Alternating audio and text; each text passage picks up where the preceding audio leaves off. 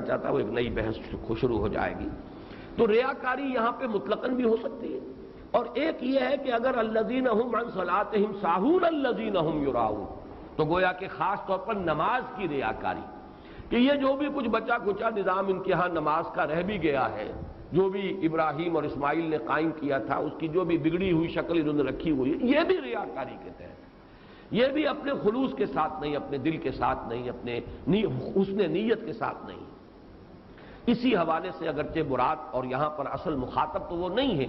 لیکن یہ کہ مضمون کے اعتبار سے نوٹ کر لیجئے کہ منافقین کے بارے میں بھی قرآن مجید میں یہ بات بار بار کہی گئی کہ یہ نماز کے لیے کھڑے ہوتے ہیں تو بڑے کسل کے ساتھ، اور کوئی دلی آمادگی نہیں، طبیعت میں کوئی انشراح نہیں ہوتا ان کے، مجبوری کو مارے باندھے کو اب کیا کریں، مسلمانوں میں شامل رہنا ہے تو نماز پڑھنی پڑے گی، اور یہ ریاکاری کرتے ہیں، نماز پڑھتے ہیں دکھاوے کے لیے، یہ منافقین کی بات ہے۔ چنانچہ سورہ نساء میں فرمایا وَإِذَا قَامُوا إِلَى الصَّلَاةِ قَامُوا كُسَالَىٰ يُرَاءُونَ النَّاسَ وَلَا يَذْكُرُونَ اللَّهَ إِلَّا قَلِيلًا، یہ نماز کے لیے کھڑے ہوتے ہیں تو بڑے کسل مندی کے ساتھ، اور صرف لوگوں کو دکھاوے کے لیے، اور اس میں کوئی ذکر اللہ کا انہیں حاصل نہیں ہوتا، قلیل، کہیں توجہ ہو ہی نہیں سکتی جب اس طور کی نماز پڑھی جا رہی ہے۔ اور سورہ نساء میں جو ہے، سورہ توبہ میں آیت نمبر 54 میں اس کو مزید واضح کیا گیا، سورہ نساء کی آیت نمبر 143 تھی، 42 تھی، سورہ توبہ کی آیت نمبر 54 وَلَا يَأْتُونَ الصَّلَاةَ إِلَّا وَهُمْ كُسَالَىٰ وَلَا يُنْفِقُونَ إِلَّا وَهُمْ كَارِهُونَ، یہ نماز کے لیے نہیں کھڑے ہوتے مگر بڑے کسل کے ساتھ، اور خرچ نہیں کرتے مگر مجبوراً، اب کیا کریں، تاوان ہے، چٹی ہے، دینی ہے، جب مسلمان کہلوانا ہے تو زکوٰۃ دینی پڑے گی۔ یہ ہے منافقین کی شان، یہ ان کی کیفیت ہے۔ اسی سے تعلق جوڑ لیجئے، ویل کا لفظ میں نے عرض کیا، جہنم کی ایک ایسی وادی کا نام بھی ویل ہے جس سے خود جہنم پناہ مانگتی ہے۔ چنانچہ سورہ نساء میں یہی بات منافقین کے بارے میں فرمائی گئی کہ ان المنافقین فی الدرک الاسفل من النار، آگ کے سب سے نچلے طبقے میں یہ منافق ہوں۔ تو گویا کہ وہ مطابقت ویل کی اس حدیث کے ساتھ، اس حدیث کی اس آیہ قرآنی کے ساتھ قائم ہو گئی۔ وَيَمْنَعُونَ الْمَاعُونَ، منع کرنا کہتے ہیں روکنے کو، ایک تو منع ہے کسی کام سے منع کرنا، یہ مت کرو، ایک ہے کسی شے کو روک لینا۔ اذا مسہ الشر جزوعا واذا مسہ الخیر منوعا، جب انہیں دولت مل جاتی ہے تو اب اس کو روک روک کر رکھتے ہیں، کسی اور تک اس کا کوئی فیض نہ پہنچ جائے۔ یہ جس کو کہا ہے کہ من اعطى للہ ومنع للہ واحب للہ وابغض للہ فقد استقبل الایمان، جس نے محبت کسی سے کی تو اللہ کے لیے کی، بغض اور عداوت رکھی تو اللہ کے لیے رکھی، کسی کو کچھ دیا تو اللہ کے لیے دیا، کسی سے کچھ روکا یعنی نہیں دیا تو وہ بھی اللہ کے لیے نہیں دیا کہ اللہ کو اس کا دینا پسند نہیں ہے، تو اس شخص نے اپنے ایمان کی تکمیل کر لی۔ اللہم ربنا اجعلنا منہم، اللہم ربنا اجعلنا منہم، تو منع کے معنی روکنا کسی کو کسی کام سے بھی، اور اصلاً کسی شے کو روک لینا اور دوسروں کو نہ دینا۔ یمنعون الماعون، اور معون کا اصل لفظی مفہوم ہے حقیر سی شے، جیسے ویل للمطففین، طف بھی کہتے ہیں حقیر سی شے کو، اسی طریقے سے معون، اور اس کا ایک تو مفہوم یہ لیا گیا کہ اس سے مراد زکوٰۃ ہے۔ آپ کہیں گے زکوٰۃ حقیر کیسے ہوئی؟ زکوٰۃ چونکہ 1/40 ہے تو حقیر ہے، تھوڑا سا ہی دیا جا رہا ہے، آپ سے یہ تو نہیں کہا گیا کہ آپ اکثر و بیشتر دے دیجئے، بلکہ 40واں حصہ 100 روپے میں سے 2.5 روپے تو دے دو، بہت ہی حقیر ہے اس کی، یہ جو اس کی نسبت ہے اس کے ساتھ۔ اس اعتبار سے بعض حضرات نے اس سے مراد، چونکہ نماز کا ذکر آ گیا فویل للمصلین الذین هم عن صلاتهم ساہون الذین هم یراؤون، اور نماز کے ساتھ ہمیشہ قرآن میں زکوٰۃ کا ذکر آتا ہے، تو گویا کہ انہوں نے یہاں پر معون سے مراد زکوٰۃ لی کہ وہ زکوٰۃ نہیں دیتے، لیکن میں سمجھتا ہوں کہ اس کو اصل کے اوپر جو ہے زیادہ اجماع جو ہے مفسرین کا، یعنی ان کی دنات، ان کی شخصیت کی اور کردار کی پستی کا یہ عالم ہے کہ جیسے مختلف تفاسیر میں کوئی کلہاڑی ہے، اب ظاہر بات ہے ایک گھر میں ہے دوسری جگہ نہیں ہے، لکڑیاں پھاڑنی ہے، مانگ لیتے ہیں، کیا اس کا گھس جاتا ہے، کوئی اور ایسی استعمال کی چیزیں، نمک ہے، کہیں سے پانی مانگ لینا ہے، آگ کسی سے لے لینی ہے، اس کے چولہے سے کوئی 2 چنگاریاں لے آئے، کوئی 2 انگارے لے آئے اپنے چولہے میں آگ جلانے کے لیے، تو ایسی چیزیں کہ جن کا لینا دینا آپس میں عام طور پر یہ کوئی ہلکی بات نہیں سمجھی جاتی کہ یہ کوئی مانگنا ہے، کوئی دستے سوال دراز کرنا ہے، تو اس کو کہتے ہیں معون۔ تو وہ ان معون کے اعتبار سے بھی ان کے بخل کی انتہا یہ ہے کہ اس میں بھی وہ ان کا دل جو ہے اتنا تنگ ہو چکا ہے، اس کو بھی وہ دوسروں کو عاریتاً دینے کے لیے تیار نہیں۔ یہ تو گویا کہ قریش مکہ کا، ان کے سرداروں کا اور چودھریوں کا، ان کے قائدین کا کردار ہے جو اس سورہ مبارکہ میں آ گیا۔ باقی عموم کے اعتبار سے ہمارے لیے بڑی رہنمائی ہے۔ فلسفہ آخرت سامنے آ گیا۔ آخرت کا انکار کرو گے تو یہ دنات اور پستی آ کر رہے گی۔ کوئی خیر اور نیکی اگر ہوگی بھی تو وہ ریاکاری کی ہوگی۔ اب اس پس منظر میں سورۃ الکوثر پر آئیے۔ گویا کہ اس تاریکی کے پس منظر میں سورج طلوع ہو رہا ہے۔ یہ ہے شمس ہدایت محمد الرسول اللہ صلی اللہ علیہ وسلم کا سراجا منیرا، ان کی شخصیت جو ہے انک لعلی خلق عظیم الصادق المصدوق، ان کا کیا مقام اور مرتبہ ہے۔ فرمایا انا اعطیناک الکوثر، اے نبی صلی اللہ علیہ وسلم۔ یہاں کاف واحد کا صیغہ ہے، خطاب اجماع ہے کہ یہاں خطاب محمد الرسول اللہ سے شخصاً ہے۔ جیسے سورۃ الضحیٰ شخصی گفتگو ہے اللہ کی اپنے نبی کے ساتھ، بالکل ذاتی پرسنل سرگوشی کے انداز میں۔ سورۃ الانشراح ذاتی بات ہے کہ جو ہو رہی ہے اللہ کی اور رسول کے مابین۔ اسی طریقے سے یہ سورہ مبارکہ یہ بھی بالکل خالص ذاتی سطح پر۔ آگے جو آئے گی سورۃ النصر وہ بھی بالکل ذاتی سطح پر ہے، خاص معاملہ،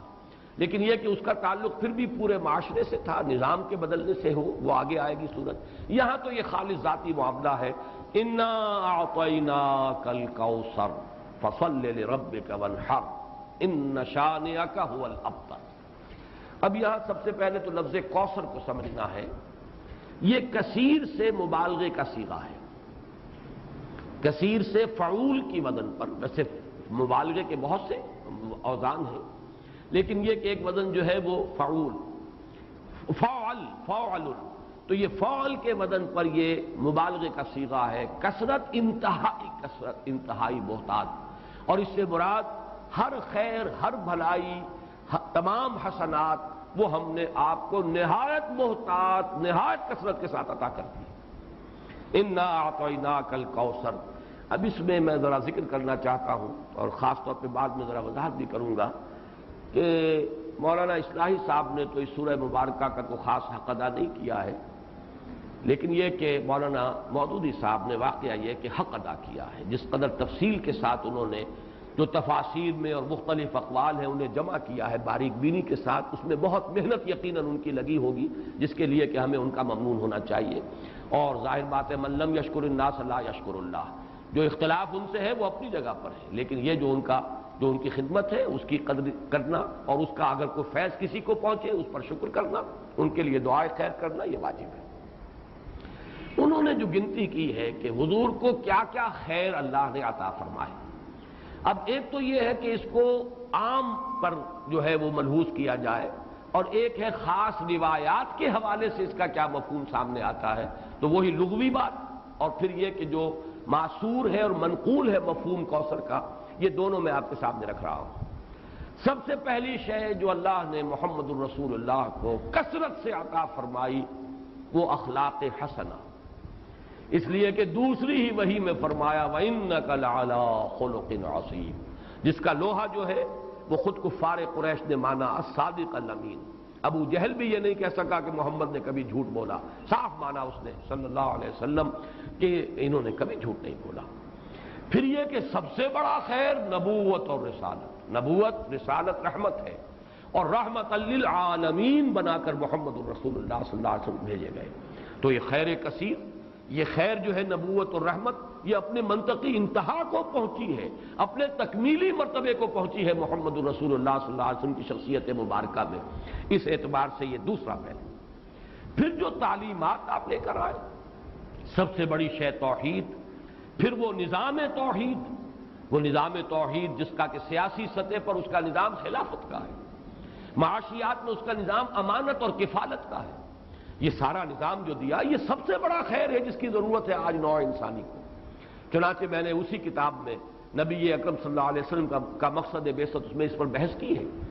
آج کی انسان کو، آج کی انسانیت کو جو انفرادی اخلاق ہیں، شخصی انسان کی انفرادی سیرت و کردار، اس کی اتنی زیادہ ضرورت نہیں ہے۔ اور اس میں کوئی نئی چیز نہیں تھے جو محمد لے کر آئے ہو صلی اللہ علیہ وسلم. صداقت، امانت، ایفاء عہد. حضرت اسماعیل کے بارے میں آیت آپ کو سنا چکا، کانا صادق الوعد، وعدے کا پورا کرنے والا، جس نے اپنی گردن رکھ دی. چلائیے ابا جان چھری چلائیے، وعدہ کیا تھا ستجدنی انشاءاللہ صابرا، اور پھر گردن ٹکا دی زمین پر. چلائیے چھری اگر اب پروردگار کا حکم ہے. صداقت میں، امانت میں، زہد میں، اللہ تعالیٰ کی طرف رجوع میں، حنانا من لدنا وزکاتا وکانا تقیا، یہ حضرت یحییٰ کی شان. البتہ محمد الرسول اللہ صلی اللہ علیہ وسلم نے ایک طرف تو تمام ان اخلاق حسنہ کا گلدستہ اپنی شخصیت میں پیش کیا ہے. ایک تو جامعیت کبریٰ ہے، ورنہ تمام انفرادی اقدار جو ہے وہ تو اس سے پہلے مکمل ہو چکی تھی. البتہ سب کو متوازن شکل میں جمع کر دینا، زہد بھی ہو اور ادائے حقوق بھی ہو، دنیا میں رہیں بھی اور پھر یہ کہ دنیا سے لو نہ لگے، شادیاں بھی کریں لیکن یہ ہے کہ اللہ تعالیٰ کی بندگی کے اندر اس سے کہیں کوئی کمی نہ آئے. یہ ہے اصل میں کہ جو حضور کا ذاتی سطح پر جو آپ کی کنٹریبیوشن ہے. لیکن اس سے بھی آگے بڑھ کر آپ نے اجتماعی اخلاق اور اجتماعی نظام دیا ہے دنیا کو. آج کے انسان کو سب سے بڑی ضرورت اس کی ہے. جب تک نظام عادلانہ نہیں ہے، نظام صحیح نہیں ہے، نظام منصفانہ نہیں ہے، تو ظاہر بات ہے کہ اس کے نیچے اگر ایک ظالمانہ نظام کے نیچے ایک بڑا نیک شخص زندگی گزار رہا ہے تو اس کی انفرادی نیکی اس ظالمانہ نظام کی تقویت کا سبب بن جاتی ہے. جیسا کہ میں نے ابھی ایک نقطہ بیان کیا تھا جنا ہال میں، تو سب لوگوں نے اس کو محسوس کیا، ایک دم چوک سے گئے. ظالمانہ نظام ہے جاگیرداری اور سود خوری اور حرام خوری سے دولت کے انبار جمع کیے ہوئے ہیں. اس میں اگر آپ کوئی بڑا اچھا قانون بنا دیں، 12ویں ترمیم بھی لے آئے، اگر چوری کا، ڈکیتی کا خاتمہ ہو جائے تو فائدہ کس کو پہنچے گا؟ ان دولت مندوں کی دولت محفوظ ہو گئی نا، ان حرام خوروں کا جو کچھ دولت کا انبار ہے وہ محفوظ ہوگا نا. تو معلوم ہوا بہترین قانون غلط نظام کے تحت تو در حقیقت اس نظام کو قائم رکھنے اور اس کی تقویت کا ذریعہ بنتا ہے. تو معلوم ہوا کہ اصل شے نظام ہے. قانون سب سرو کرتا ہے نظام کو، قانون کسی نظام کو چلانے کا ذریعہ بنتا ہے. تو اگر نظام ہی غلط ہو تو صحیح ترین قانون بھی در حقیقت ایک نظام، غلط نظام کو چلانے کا اور تقویت دینے کا ذریعہ بن جائے گا. تو سب سے بڑا خیر جو عطا کیا ہے، جس کے بارے میں اقبال کے وہ 2 اشعار بڑے قیمتی ہیں، ہر کجا بینی جہان رنگ و بو، آنکھ از خاکش بروید آرزو، یاز نور مصطفیٰ اورا بہاست، یا ہنوز اندر تلاش مصطفیٰست. وہ خیر جو محمد نے دیا تھا صلی اللہ علیہ وسلم، یا تو اسی سے لوگوں نے کچھ مستعار لیا ہوا ہے، اور یا یہ کہ ابھی اس خیر کے لیے، اس خیر کثیر کی طرف نوع انسانی جو ہے اس کی تلاش میں سرگرداں ہے. پھر آپ کو جو خیر کثیر دیا، رفعنا لک ذکرک، آپ کا ذکر بلند کیا گیا، آپ کو اتنی بڑی امت دی گئی، ایسے جانثار صحابہ دیے گئے. ذرا تقابل کیجئے کہاں موسیٰ کے ساتھی تھے کہ جب کہا گیا کہ جنگ کے لیے میدان میں آؤ، فاذهب انت وربك فقاتلا انا هاهنا قاعدون، یہ کہہ کر بیٹھ گئے. اور کہاں محمد کے ساتھی ہیں صلی اللہ علیہ وسلم، جہاں آپ کا پسینہ گرا وہاں اپنی خون کی ندیاں بہا دی. یہ محمد کے ساتھی ہیں. ایسے جانثار، ایسے اعوان و انصار، ایسے خلفاء ابو بکر اور عمر اور عثمان اور علی جیسے خلفاء رضی اللہ تعالیٰ عنہم اجمعین. پھر امت، کتنی بڑی امت، کتنے اولیاء اللہ، کتنے صلحاء، کتنے اتقیاء، کیسے کیسے علماء، کیسے کیسے مجددین امت. تو واقعہ یہ ہے کہ ہم نے آپ کو خیر کثیر عطا فرمایا. پھر اگرچہ اولاد نرینہ تو نہیں دی، یہ بھی اللہ کی اپنی ہی کوئی حکمت ہے، اس پر کبھی میں نے گفتگو کی بھی ہے لیکن اس وقت اس کا موقع نہیں ہے. لیکن یہ کہ آپ کی صاحبزادی حضرت فاطمہ سے جو اولاد آپ کو ملی، حسنی اور حسینی سید کتنی تعداد میں آج دنیا میں موجود ہیں، ان میں کیسی کیسی شخصیتیں. حسنین، حضرت حسن، حضرت حسین رضی اللہ تعالی عنہما، پھر بڑے بڑے مجاہدین کبار ان میں اٹھے. حضرت حسن زکیہ اور حضرت زید سے لے کر خود سید احمد بریلوی رحمت اللہ علیہ، یہ کون تھے؟ انہی اسی خاندان سادات میں سے. تو معلوم یہ ہوا کہ جہاں تک آپ کی اولاد کا تعلق ہے، روحانی اولاد، اور پھر یہ کہ یہ اولاد جو آپ کی بیٹی سے اگرچہ حضرت فاطمہ سے چلی ہے، لیکن یہ کہ اس میں بھی کوئی کمی کا معاملہ نہیں. تو یہ تو 5 چیزیں وہ ہیں کہ جو اگر لفظ کوثر کو اس کے لغوی مفہوم پر رکھا جائے تو یہ 5 مفاہیم ہیں. اور اب آئیے اس کا ایک مفہوم وہ ہے کہ جو منقول ہے روایات سے. ایک حوض ہے یہ کوثر جو میدان حشر میں ہوگا، اور جس کے ساقی یہ کوثر ہے محمد الرسول اللہ صلی اللہ علیہ وسلم۔ امت وہاں پہنچے گی، العطش العطش جب سب پکار رہے ہوں گے تو صرف امت محمد صلی اللہ علیہ وسلم کو وہاں سے سیرابی عطا ہوگی اور حضور ہوں گے ساقی کوثر۔ دوسری روایات میں یہ آتا ہے کہ یہ جنت کی نہر ہے کوثر، اور معلوم یہ ہوتا ہے کہ اسی نہر کا پانی ہے کہ جو میدان حشر کے اندر اس حوض کے اندر جمع ہوگا۔ اس میں مولانا مودودی صاحب نے اپنی اس تفہیم میں بڑی تفصیل سے وہ روایات درج کی ہیں، میں صرف چند ان میں سے آپ کو سنا رہا ہوں۔ مسلم شریف کی روایت ہے کوثر کے بارے میں، حضور نے فرمایا ہوا حوض ترد علیہ امتی یوم القیامہ، وہ ایک حوض ہے جس پر میری امت آ کر اترے گی۔ ورد یرد، وارد جو گھاٹ پر اترتا ہے پانی پینے کے لیے، اس کے لیے یہ لفظ آتا ہے، میری امت اس گھاٹ پر آ کر سیراب ہوگی۔ بخاری کی روایت ہے انا فرطکم علی الحوض، اے مسلمانوں میں تم سے پہلے پہنچا ہوا ہوں گا حوض پر، گویا کہ وہاں میں ساقی کا فریضہ سر انجام دوں گا، میں میزبان ہوں گا حوض کوثر پر، اور وہاں تمہارا انتظار کروں گا، تمہارا استقبال کروں گا۔ انا فرطکم، یہ وہی لفظ ہے کہ جو کم سن بچے فوت ہو جاتے ہیں تو ان کی دعائے جنازہ میں یہ لفظ پڑھا جاتا ہے اللہم اجعلہ لنا فرطا واجعلہ لنا اجرا وذخرا، یہ ہم سے آگے جا رہے ہیں، ہم نے جو بھی ان کی خدمت کی ہے پروردگار اس کو آخرت میں ہمارے لیے ذخیرہ بنا دے۔ اسی طریقے سے بخاری کی ایک روایت اور بھی ہے انا فرطکم علی الحوض وانا شہید علیکم وانی واللہ لانظر الی حوضی الان، میں تم سے پہلے پہنچ جاؤں گا حوض کوثر پر اور وہاں تمہارا استقبال کروں گا، اور پھر میں تمہاری گواہی دوں گا، تم پر گواہ ہوں گا اس حوض کوثر پر، اور خدا کی قسم میں اپنی آنکھوں سے اس حوض کو اس وقت بھی دیکھ رہا ہوں۔ یعنی دنیا میں رہتے ہوئے بھی محمد الرسول اللہ صلی اللہ علیہ وسلم کو جنت کا مشاہدہ، جیسے ایک موقع پر ہوا بھی، ایک نماز کے دوران آپ کا ہاتھ بے ساختہ جو ہے آگے بڑھ گیا، ایک مرتبہ بے ساختہ پیچھے کو ہٹے جیسے کسی شے سے دہشت ہو گئی ہو، خوف ہو۔ جب لوگ صحابہ نے پوچھا حضور کیا یہ اس نماز کا خاصہ ہے، یہ بھی اس کا کوئی جز ہے؟ آپ نے فرمایا نہیں، میرے سامنے جنت لے آئی گئی تھی اور بے اختیار میرا ہاتھ بڑھ گیا کہ میں اس کا کوئی خوشہ توڑ لوں تاکہ تمہیں دوں وہ جنت کا میوہ، اور میرے سامنے دوزخ لے آئی گئی اور اس کا بھبکا جو تھا، اس کی حرارت، اس کی وجہ سے مجھے پیچھے ہٹنا پڑا۔ تو دنیا میں مشاہدہ کرایا جاتا تھا، اس لیے حضور نے فرمایا وَإِنِّي وَاللَّهِ لَأَنظُرُ إِلَىٰ حَوْضِيَ الْآنَ، میں اس وقت بھی اپنے اس حوض کو دیکھ رہا ہوں۔ البتہ ایک حدیث اور بھی ہے، یہ تو حدیثیں جو ہیں بڑی میٹھی میٹھی ہیں، ہم امتی ہیں اللہ کے رسول کے اور ہم پہنچیں گے اور ہمیں حضور جو ہے اس حوض سے پلائیں گے، وہ آپ ہمارے ساقی ہوں گے، آپ میزبان ہوں گے، ہم مہمان ہوں گے۔ لیکن یہ کہ ایک اور حدیث سن لیجئے تو شاید یہ ساری خوشی جو ہے ختم ہو جائے گی۔ امتی سے مراد کیا ہے؟ وہ نہیں کہ جو نسلاً مسلمان ہیں، مسلمانوں کے گھر پیدا ہو گیا،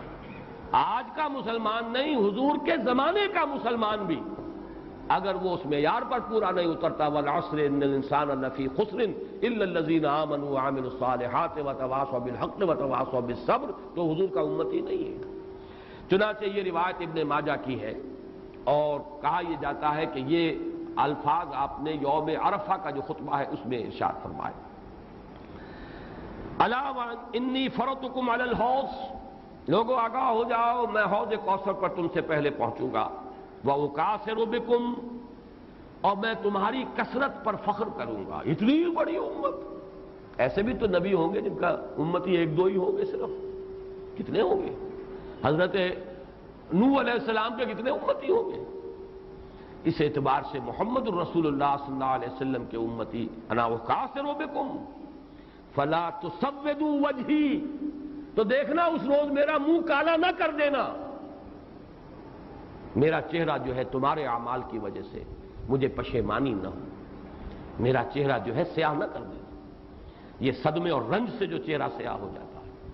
جو قرآن مجید میں آیا یوم تبیض وجوہ وتسود وجوہ، جس دن بہت سے چہرے بہت سے روشن ہوں گے، تر و تازہ ہوں گے، تابناک، اور بہت سے چہروں پر سیاہی تھپی ہوئی ہوگی۔ فلا تسودوا وجہی انی مستنقذ اناسا ومستنقذ اناس منی، بہت سے لوگوں کو میں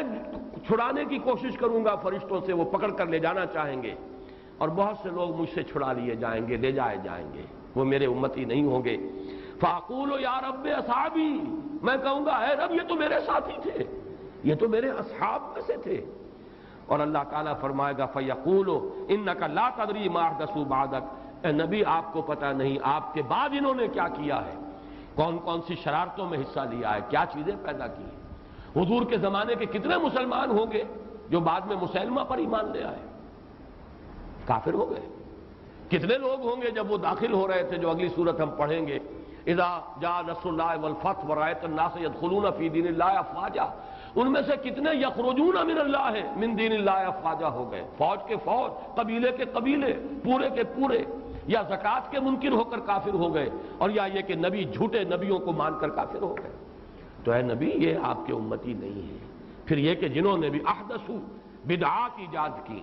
وہ چیزیں جس کو فرمایا گیا ہے من احدث فی امرنا ھذا ما لیس منہ فہو رد، جو شخص ہمارے دین کے اندر کوئی چیز نئی بدعت نئی شے ایجاد کرے گا جو اس میں سے نہیں ہے اصلاً، وہ مردود اور وہ شے بھی مردود۔ تو اللہ تعالی ہمیں اس انجام بد سے بچائے کہ ہم تو وہاں پر پہنچے حوض کوثر پر کہ حضور صلی اللہ علیہ وسلم کے ہم مہمان اور آپ ہمارے میزبان، اور فرشتے ہمیں کھینچ کر لے جائیں، اور حضور بھی پکارتے رہ جائیں میری امت ہے کہاں لے کر جا رہے ہو، اور آپ کو جواب ملے کہ نہیں اے نبی آپ کو معلوم نہیں، فیقول انک لا تدری ما احدثوا بعدک، اے نبی آپ کو پتہ نہیں آپ کے پیچھے کیا کرتے رہے۔ اس سے ان لوگوں کے خیال کی بھی نفی ہو جانی چاہیے جو سمجھتے ہیں کہ ہر شے جو ہے بعد میں جو ہوئی ہے وہ حضور کے علم میں ہے، ورنہ تو یہ الفاظ کہتے ہیں آپ کو پتہ نہیں انہوں نے آپ کے بعد کیا کیا ہے۔ جو بھی اللہ بتاتا ہے، جو چیز پہنچانا چاہتا ہے پہنچتی ہے۔ جیسے آپ کی حیات دنیاوی کے دوران بھی جو اللہ علم دیتا تھا آپ کو علم ہو جاتا تھا، جو اللہ تعالیٰ کی طرف سے نہیں دیا گیا تو اس معاملے میں آپ بشر ہیں، انسان ہیں، بات آپ کو معلوم نہیں۔ بعد میں بھی جو چیزیں اللہ اب بھی عالم برزخ میں محمد الرسول اللہ کا جو بھی مقام ہے، جو کچھ اللہ پیش کرتا ہے پہنچاتا ہے، پہنچتی ہے بات۔ لیکن جو اللہ نہیں پہنچاتا حضور کے پاس اپنا کوئی اختیار نہیں ہے کہ وہ ان تمام چیزوں کو جان لے، ورنہ یہ الفاظ جو ہے کہ آپ کو نہیں معلوم انک لا تدری ما احدثوا بعدک، این اپنے زمانے کے لوگوں کا بھی جو بعد میں حشر ہوا وہ اس حدیث کی روح سے ثابت ہو رہا ہے کہ حضور کو بتایا جائے گا کہ آپ کو معلوم نہیں، آپ دھوکہ نہ کھائیں کہ یہ آپ کے زمانے میں ایمان لے آئے تھے لہذا آپ کے صحابی ہیں، بعد میں جو کچھ انہوں نے کیا ہے وہ آپ کو معلوم نہیں۔ بہرحال یہ ہے حوض کوثر اور وہ نہر کوثر جو حضور کو عطا فرمائی گئی۔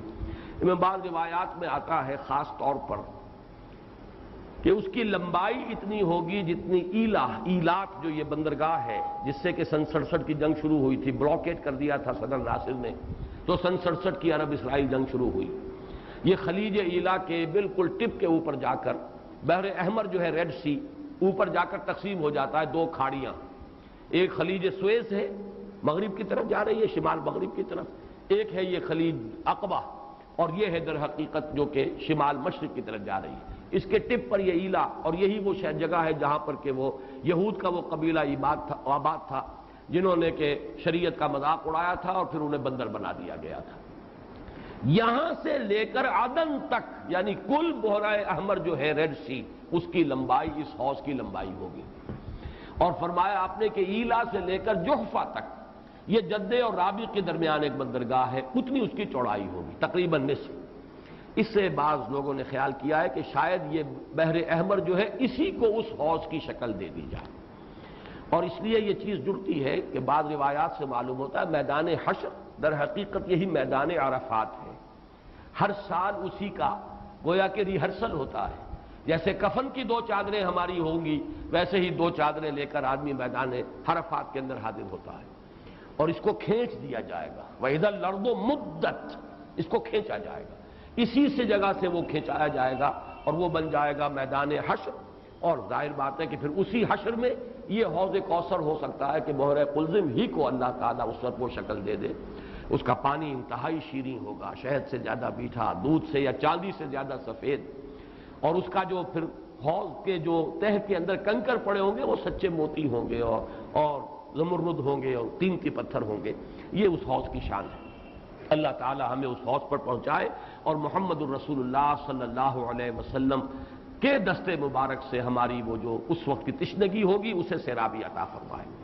انا اعطیناک الکوثر، میں نے لفظ کوثر کے ضمن میں دونوں باتیں عرض کر دی، اس کو لغوی اصل پر رکھیے تو وہ سب کوثر ہے، ساری خیرات و حسنات جو اللہ نے عطا فرمائی، اور ان روایات کی روح سے پھر یہ کوثر ہے۔ مولانا فراہی رحمۃ اللہ علیہ نے یہ کہا ہے کہ یہ اصل میں خود بیت اللہ جو ہے یہی کوثر ہے، اس کے گرد جو ہے پیاسے جمع ہوتے ہیں، حاجی طواف کرتے ہیں۔ بہرحال یہ بھی ایک وجدانی قسم کی تعبیر ہے اور اس کے اندر بھی کوئی غلط بات نہیں ہو سکتی، اس لیے کہ جب میدان حشر عرفات ہی کو کھینچ کر بنایا جائے گا